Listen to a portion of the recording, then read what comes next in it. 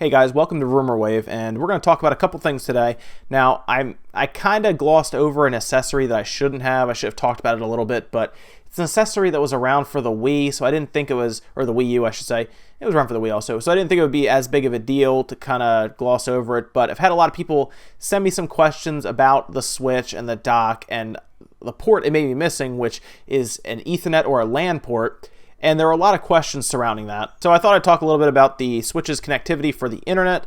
Now, the first thing you have to know is, according to all of the patents and everything that's come out, the FCC filings, it does not look like we will have an Ethernet port on the dock. And this might not be a big deal to some people because wireless is pretty much what a lot of people use, and that's fine. Most of us have wireless routers. If you have Comcast, Verizon, whoever, they usually give you a router that has wireless built in. But you do have consumers like me, for example, who prefer that wired connection if we can. Now, my system, the dock anyway, will be right next to my router, and I like to have most of my systems, if I can, wired up. And the reason for that is when it's wired, you get usually better speeds and you get much better reliability because you're not sending signals through the air for communication to essentially the internet. It's all running through one hard wire. Now, the one good thing about the wireless on the Switch is it looks like it's going to be using the much more current wireless AC as opposed to wireless N. Now, if you're not hugely familiar with wireless connections or how they're grouped or anything,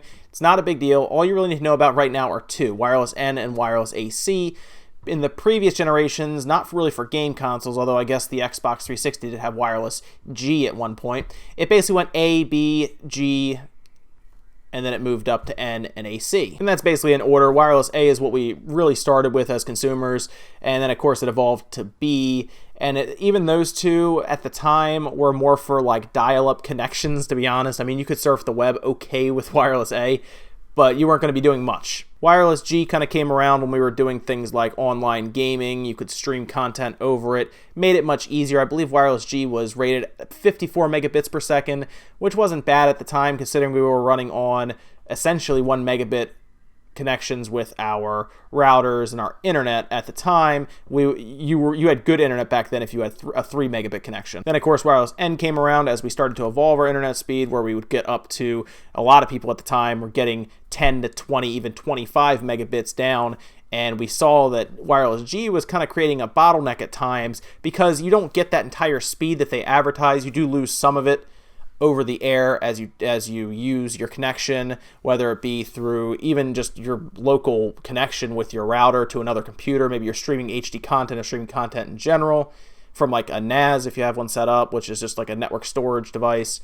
You would lose some of that speed. You don't always get all of it. So wireless N was created to really give us that a much better connection for things like HD, movies being streamed over the air, and you saw that kind of evolve, especially because with the 360 you had the wireless G connection, and then eventually the dual antenna black wireless N connector came out, and that became very popular for streaming over the internet for Netflix and stuff for 1080, or just streaming for your local connection much easier. And of course technology evolves. Now we're up to wireless AC, which is honestly I don't think it's gonna have a big time consumer successor for a while, because the speeds that those things get, which are like 480 megabits or something average, is far and away much faster than most of our internet connections. Like I said, I think here I have 100 down for 100 megabits down, and AC would well cover that. The range for AC seems to be much better too, and that's what's going to be packaged with the Switch, which is great.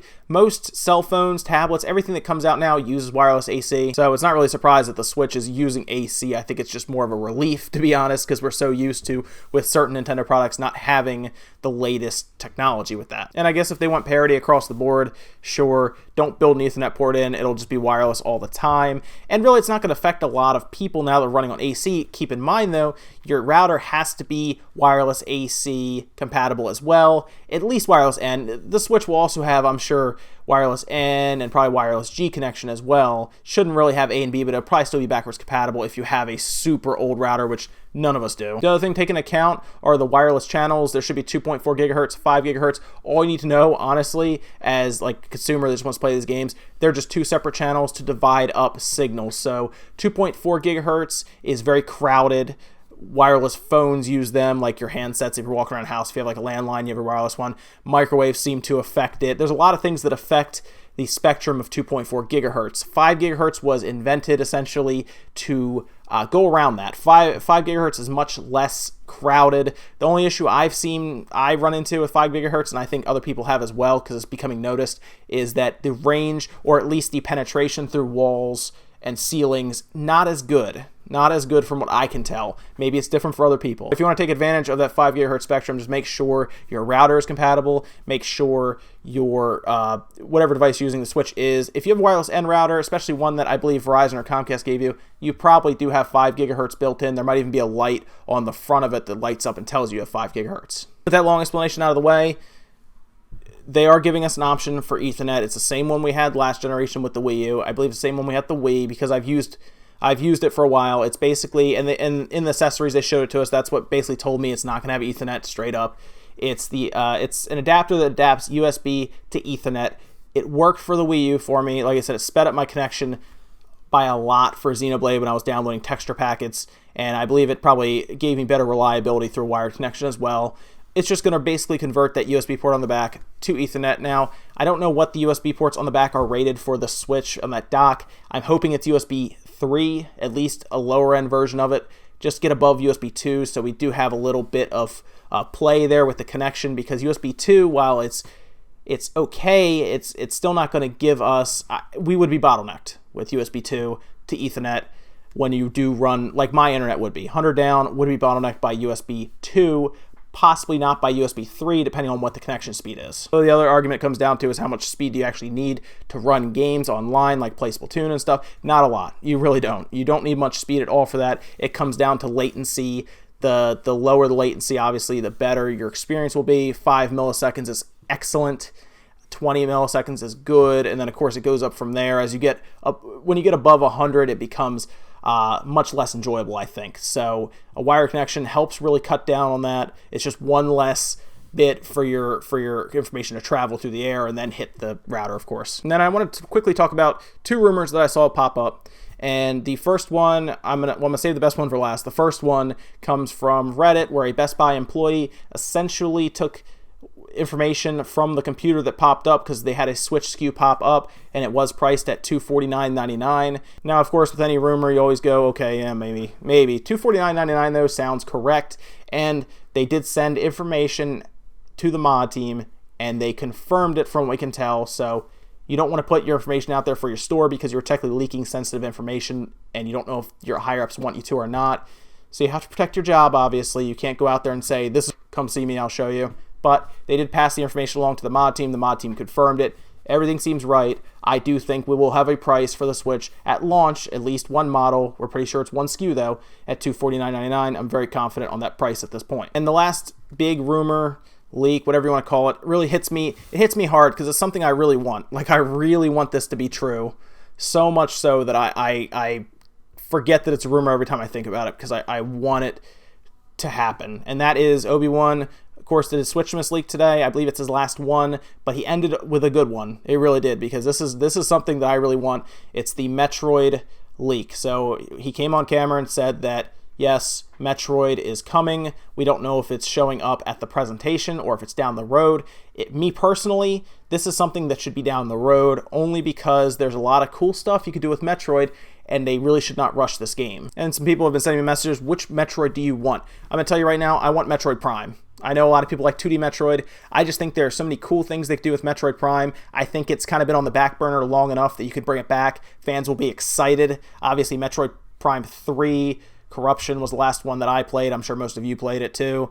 And ever since then, there's been nothing really for Metroid Prime. And by nothing, I mean like on home consoles. I know there have been like smaller, like first-person Metroid games on like the handhelds. I'm talking about like a full-fledged console version Metroid Prime, because when it was on the GameCube, man, I go back and look at those graphics now in Dolphin with like the 1080p mods and everything, and it looks like a 360 game. That's how good that game looked even back then. At 480 on your tube TV, just the atmosphere and everything, it was so engulfing. It really just had you feeling like you were there with Samus, or you were Samus, trying to survive on this weird alien world. And that got me thinking that Metroid Prime, as long as they don't have to cut any corners to make it work, could be a really good VR game if you really consider that. Now let's just pretend that VR is an absolute thing just for 1 second.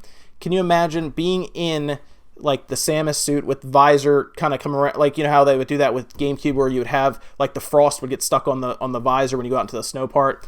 Let's keep for a second here and say let's just say VR was a thing. How great would it be if you actually have that feel where you're in the suit, you're walking around, everything is just, you're just engulfed in this entire world with VR. Because Metroid was always great. Metroid Prime was awesome at just kind of portraying this very eerie and creepy feel around you while you're exploring like space stations that were abandoned and this alien planet with creatures roaming around you have to fight, and it was just awesome. I think the Switch would really benefit from a good Metroid Prime game. I don't think, I'm going to say this now, I don't think this is a game that should make it at launch. I don't think it should be in the first 3 months of the system. This is a game that needs to take over E3 in June and really just give Nintendo something big and give us something to look forward to. Now, what I think they should do, and it's just me kind of going off the cuff here, I think at the presentation that we see, one of the last things we should see, whether it's towards the end, they fade out and they fade back in, you see Samus, she turns to look at the camera, and then it cuts. They need to leave us wanting more. That's the way it works. You always have to have anticipation for something. I think Metroid is that perfect something. Just give us something to look forward to. Metroid Prime on the Switch. I'm on board. Day one purchase for me if they announce it. And that's going to do it for Rumor Wave, guys. Tomorrow there will be no News Wave. I cannot do it on Thursday and Friday because the Switch is going to pretty much take over both days at this point. And check tomorrow morning at 10 a.m. because I will have a video come up that shows the schedule as to what I'm doing, and I'll kind of go over a few things that I'm hoping to see at the presentation. But those are my thoughts, though, guys, on these rumors. Let me know what you think in the comments below. Would you like to see Metroid as a 2D, a 3D? Would you like to see Metroid Prime come back? Do you think VR would be good with it? Again, let me know what you guys think, and I'll see you tomorrow at 10 a.m. We'll go over the entire schedule and Switch stuff tomorrow, guys. I can't wait.